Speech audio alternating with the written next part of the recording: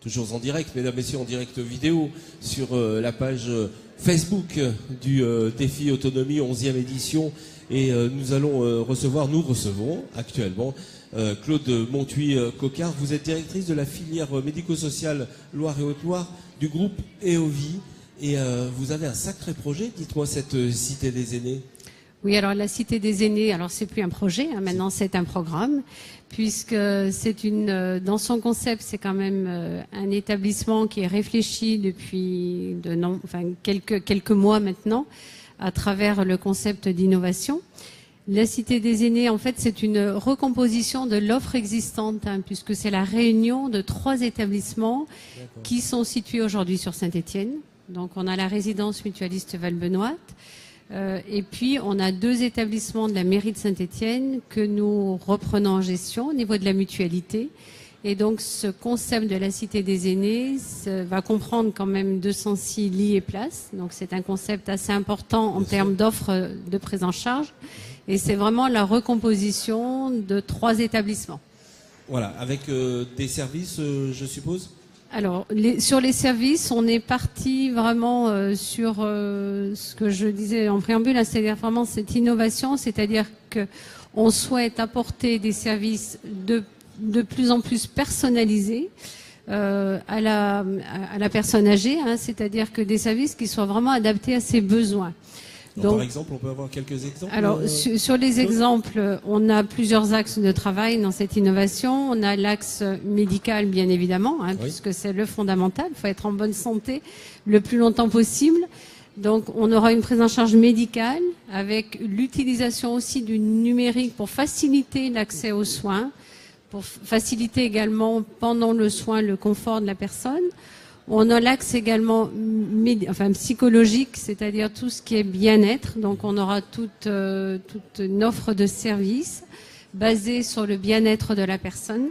Et puis, on a l'offre également de services basés sur le social. Donc, je parlais de 3 axes. C'est bien le médical, le psychologique et le social. Ouais. C'est-à-dire que sur le social, on veut vraiment une ouverture de cet établissement sur l'extérieur et développer l'aspect culturel aussi, qui nous semble être un élément d'intégration dans la vie sociale qui est fondamental. Ça veut dire qu'il y a des associations qui peuvent venir dans cette cité ? Voilà, il pourrait y avoir des associations intergénérationnelles, parce que on vise vraiment une cité des aînés bien intégrée dans la vie ordinaire. Donc, des associations pourront venir. On veut des échanges, aussi, des ateliers. Donc, on a beaucoup travaillé sur les espaces partagés, qui est un sujet à la mode aujourd'hui, qui fait partie de notre modèle de société finalement. Donc, cohabitation au niveau de tous ces espaces de bien-être, des jardins partagés également. Hein, c'est-à-dire, on va travailler avec plutôt les jeunes enfants, hein, en partageant des espaces verts.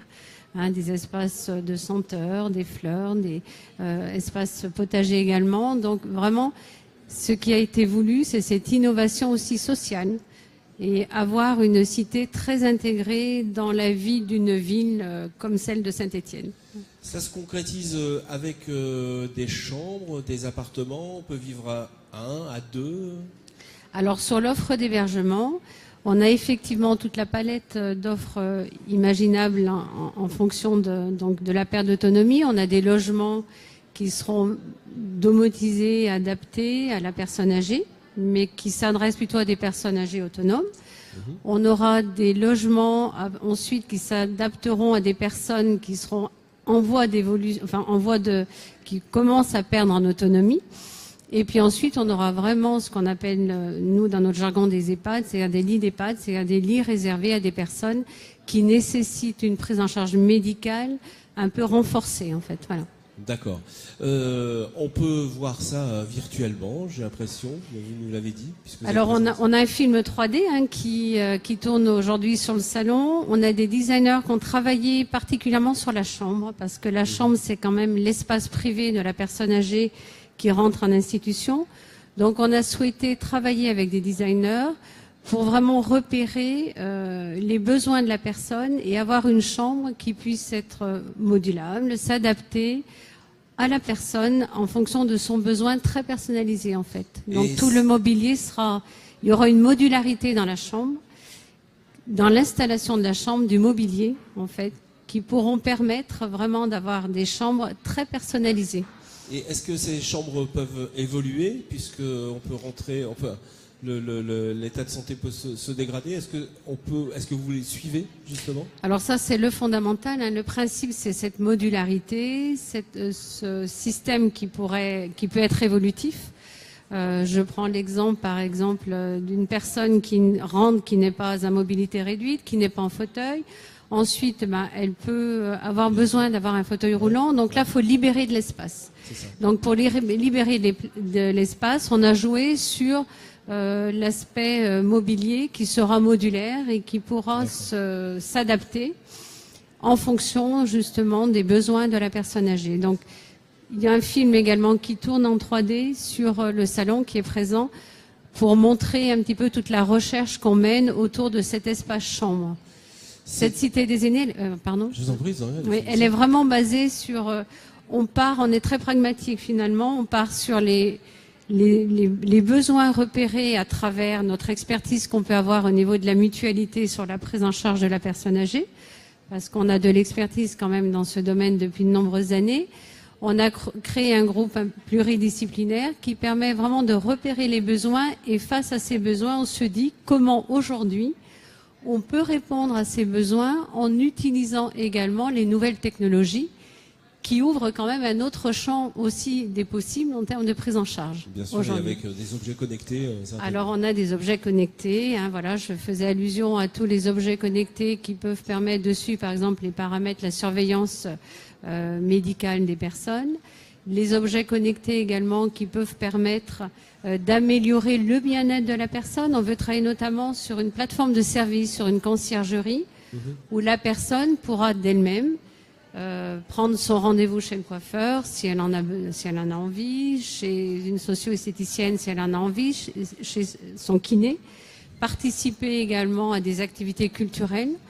Donc notre souhait, c'est quand même que la personne puisse gagner en autonomie en ayant un usage facilité de tous les services qu'on veut offrir dans cette cité des aînés. Claude, ces chambres sont à la location, sont à l'achat Alors non, les chambres, on intègre, alors sur le modèle économique aussi, on travaille aussi l'innovation sur le modèle économique au niveau de la mutualité, puisqu'on a quand même ce double regard, on est offreur de soins, mais aussi financement de la santé à travers nos complémentaires santé.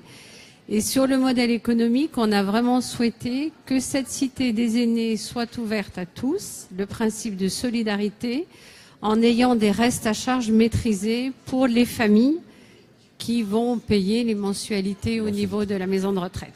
Très bien. Voilà. En tout cas, si vous voulez rencontrer Claude Bontuit-Coquard pour ce beau programme de la Cité des Aînés, rendez-vous, il vous reste quelques heures. Hein, dépêchez-vous au Centre des Congrès pour ce 11e défi autonomie. Merci Claude d'être passé. Merci à vous.